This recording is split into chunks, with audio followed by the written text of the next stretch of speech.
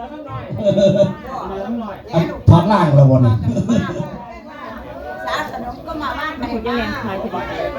นสมบัติกับมาเหลืองมาขับมาเอาขนาดลูก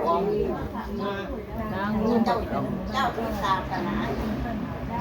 ตามชนะพูดแล้วได้ป่าไม่เลิกอยากได้น้ำมูบ่มีเลยหรอเนาะสองขนาดเดินบอกกินเอาโทษทันว่าผมแค่มันผมแค่ทั่วดินมั้ยเหรอถุงละ30 บาท3ถุง100เนี่ยบ่ละเป็นคนเฒ่าคนหนุ่มโตเนาะคนไทยกับใจง่ายดังอยู่ดังพนมมือนะโมตัสสะภะคะวะโต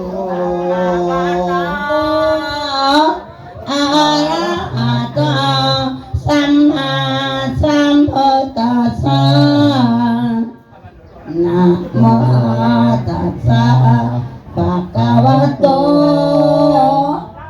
อะระหะโตสัมมาสัมพุทธัสสะนะโมตัสสะภะคะวะโตอะระหะโตสัมมา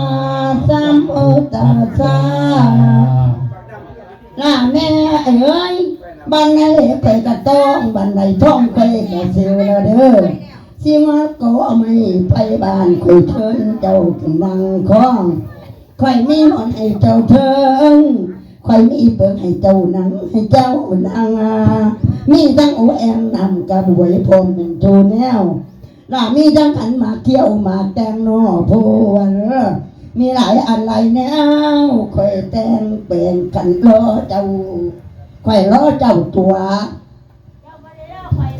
พวกตัวไปแต่งไว้ถาเจ้าเซินจ้าอันแม่กับเซ็กซี่อยู่ในมือนี่เซินจ้านิมนต์จ้าข่อยเซินเจ้าตัวจ้าอันทุดินมาแล้ว3 ถุง100ถุงละ30 บาท3 ถุง100ลูกเด้อไอ้เป็นบ้านเป็นช่องซะนะ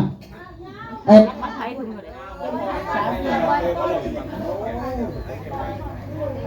โลสัน